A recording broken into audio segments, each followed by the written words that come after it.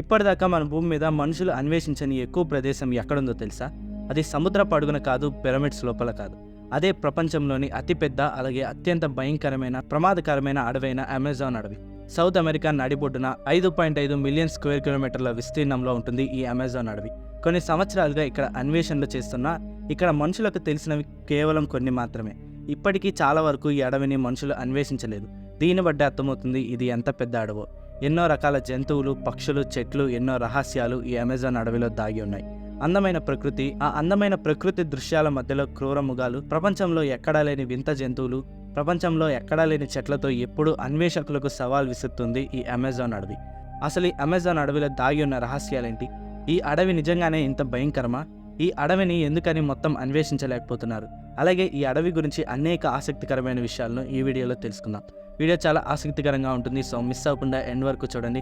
అలాగే ఇలాంటి ఎన్నో ఆసక్తికర వీడియోలను తీసుకురావడానికి మీ సపోర్ట్గా ఈ వీడియోని లైక్ చేయండి. అలాగే మేము పెట్టే ప్రతి వీడియోని మిస్ అవ్వకుండా పొందేందుకు మా ఛానల్ని సబ్స్క్రైబ్ చేసుకోండి. ఇక వీడియోలోకి వెళ్ళిపోదాం. అమెజాన్ వర్షారణ్యం ప్రపంచంలోనే అతిపెద్ద అడవి. ఈ అడవి మొత్తం 9 దేశాల్లో విస్తరించి ఉంటుంది. అవే Brazil, Peru, Colombia, Bolivia, Ecuador, French Guiana, Suriname, అలాగే వెన్యూజులా. ఎక్కువగా ఈ అడవి బ్రెజిల్ దేశంలో ఉంటుంది. ఈ అడవి మొత్తం 5.5 మిలియన్ స్క్వేర్ కిలోమీటర్ల విస్తీర్ణంలో ఉంటుంది. ఈ అడవి ఎంత పెద్దదో చెప్పడానికి ఒక చిన్న ఉదాహరణ చెప్తాను. ఈ అమెజాన్ అడవి మన భారతదేశం కంటే 2 అంతలు పెద్దది. అలాగే యూకే దేశం కంటే 23 రెట్లు పెద్దది. ఈ ఒక్క ఉదాహరణ చాలు ఇది ఎంత పెద్దదో చెప్పడానికి. ఈ అడవిలో అధికంగా వర్షాలు కురుస్తాయి. అందుకే దీన్ని అమెజాన్ రైన్ ఫారెస్ట్ అని అంటారు. కాలాలకు, వాతావరణానికి సంబంధం లేకుండా ఇక్కడ వర్షాలు కురుస్తాయి. ఈ అడవిలోని చెట్లు 25 నుండి 30 అడుగుల ఎత్తు ఉంటాయి. ఈ అడవిలో సుమారు 40,000 కోట్ల చెట్లు ఉన్నాయి. ప్రపంచంలో ఉన్న మొత్తం చెట్లలో ఇవి 50%. ఇన్ని వేల కోట్ల చెట్లు ఈ అడవిలో ఉండడం వల్ల ఇక్కడ వర్షం పడితే ఆ వర్షం నేల మీదకి రావడానికి సుమారు 10 నిమిషాల సమయం పడుతుంది. ఇక్కడ పడిన ప్రతి వర్షపు చుక్క 10 నిమిషాల తర్వాతే ఈ చెట్లను దాటి నేలకు చేరుకుంటుంది. దీన్ని బట్టే అర్థమవుతుంది ఇది ఎంత దట్టమైన అడవో. కేవలం వర్షం మాత్రమే కాదు, సూర్యకాంతి కూడా అంతే. సూర్యకిరణాలను 98% ఈ చెట్లు అబ్జర్వ్ చేసుకుంటాయి. సూర్యకాంతిలో కేవలం 2% మాత్రమే నేల మీద పడుతుంది. అందుకే కింద భూమి అంతా ఎక్కువ భాగం చీకటిగా ఉంటుంది. ఈ అధికమైన చెట్లు అధికంగా ప్రాణవాయువుని ఉత్పత్తి చేస్తాయి. ఈ ఒక్క అమెజాన్ వర్షారణ్యంలోనే ప్రపంచంలోని 20% ఆక్సిజన్ ఉత్పత్తి అవుతుంది. అందుకే ఈ అమెజాన్ అడవిని భూమి యొక్క ఊపిరితిత్తులు అని అంటారు. ఈ అడవిలో సుమారు 40,000 రకాల చెట్లు ఉన్నాయి. వీటిలో మనుషులకు ఉపయోగపడే ఔషధ మొక్కలు, అలాగే ప్రమాదకరమైన విషపూరిత మొక్కలు కూడా ఉన్నాయి. ముందుగా ఔషధ మొక్కల గురించి మాట్లాడుకుంటే ఈ అడవిలో ఔషధాల్లో వాడే మొక్కలు అధికంగా ఉంటాయి. కానీ వీటిలో కొన్ని మాత్రమే మనుషులకు తెలుసు. మనుషులకు కూడా తెలియని ఔషధ మొక్కలు ఈ అడవిలో చాలా ఉన్నాయి. ఈ ఔషధ మొక్కలన్నిటి గురించి అక్కడ ఉండే స్థానిక తెగల ప్రజలకు బాగా తెలుసు. వీరు వైద్యానికి కేవలం మొక్కలనే వాడతారు. ఈరోజు మనకు అందుబాటులో ఉన్న మందులలో 25% మందులు ఈ అమెజాన్ అడవిలోని మొక్కల నుండే తయారు చేస్తారు. మలేరియా, అలాగే క్యాన్సర్ లాంటి వ్యాధులను కూడా ఈ అమెజాన్ అడవిలోని ఔషధ మొక్కలు నయం చేస్తాయి. ఈ వ్యాధులకు మందులు ఈ మొక్కల నుండే తయారు చేస్తారు. ఇప్పటికీ ఈ ప్రాంతంలోని ఔషధ మొక్కలపై ఎన్నో పరిశోధనలు జరుగుతున్నాయి. భవిష్యత్తులో ఇంకా ఎన్నో ప్రాణాంతక వ్యాధులకు, మందులు లేని వ్యాధులకు మందులు ఈ అమెజాన్ అడవిలోని చెట్ల నుండి తయారు చేయబోతున్నారు. ఇంతగా ఈ అడవులు మనుషులకు ఉపయోగపడుతున్నాయి. ఇక ఇక్కడ కొన్ని విషపూరిత మొక్కలు కూడా ఉన్నాయి. ఉదాహరణకు స్ట్రిక్నోస్ ప్లాంట్స్. ఈ చెట్లు చాలా ప్రమాదకరమైనవి. ఈ చెట్టును చాలా ర్యాట్ కిల్లర్స్లో వాడతారు. చూడటానికి మంచిగా యాపిల్ లాగా ఈ చెట్టు పండ్లు ఉంటాయి, కానీ ఇవి తింటే మాత్రం ఇలాంటి రకరకాల విషపూరిత మొక్కలు ఈ అమెజాన్ అడవిలో దాగి ఉన్నాయి. వీటితో పాటు మాంసం తినే మొక్కలు కూడా ఉన్నాయి.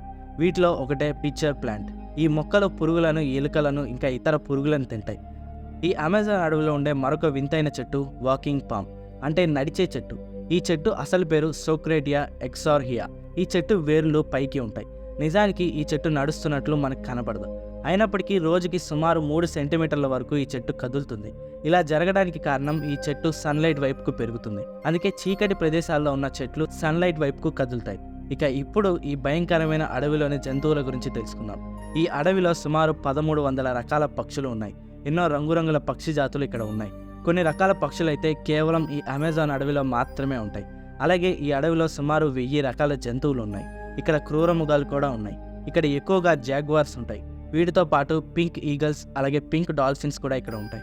ఇక ఇక్కడ ఉండే ప్రమాదకరమైన వాటిలో మరొకటి అనకొండలు. ప్రపంచంలోనే అతిపెద్ద పాము గ్రీన్ అనకొండ. ఈ గ్రీన్ అనకొండ యొక్క పొడవు 30 అడుగుల వరకు ఉంటుంది.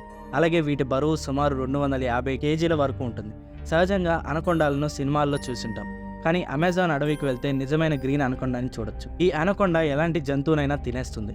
ఈ పాము పూర్తిగా నీటిలో ఉంటుంది. దీని తల మాత్రమే బయటకు ఉంటుంది. ఇలా దాక్కొని ఈ పాము జంతువులను తింటుంది. ఆఖరికి జాగ్వార్లను కూడా ఈ అనకొండ తినేస్తుంది. చాలామంది ఈ అమెజాన్ అడవిలో చాలా చోట్ల అనకొండని చూశారు, కానీ నిజానికి ఈ అడవిలో ఎన్ని రకాల అనకొండాలు ఉన్నాయో ఎవరికీ తెలియదు. కేవలం అనకొండాలే కాదు, ఇక్కడ ఎన్ని రకాల పాములు ఉన్నాయో కూడా ఎవరికీ తెలియదు.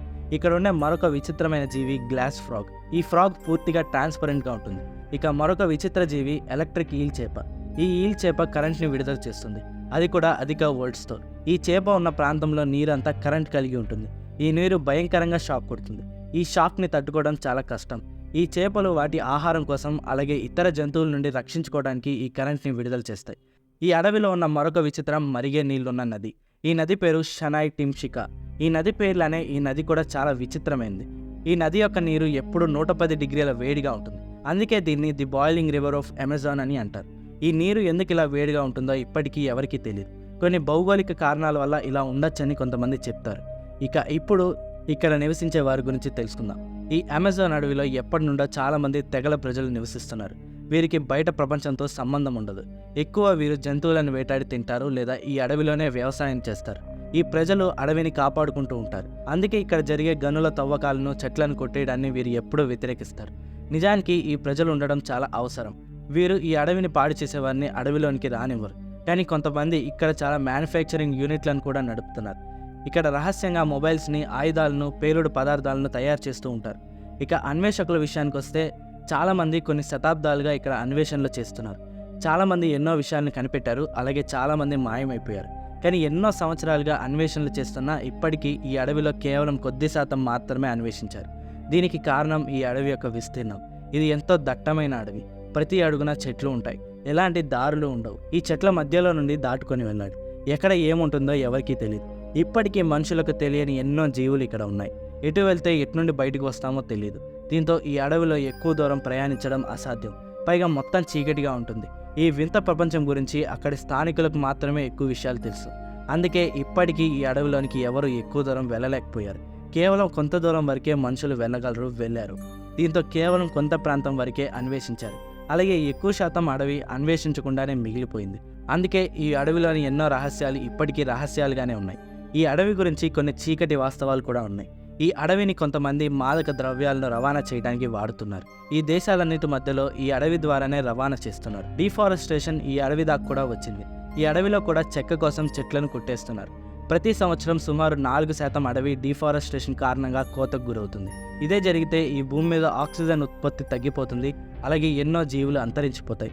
వన్యప్రాణుల జీవనంకి ముప్పు ఏర్పడుతుంది. కేవలం వాటికే కాదు, ఈ భూమికే చాలా ప్రమాదం. ఇలానే డిఫారెస్టేషన్ చేసుకుంటూ పోతే భవిష్యత్తు తరాల వారికి ఇలాంటి అద్భుత ప్రపంచాన్ని మనం అందించలేం.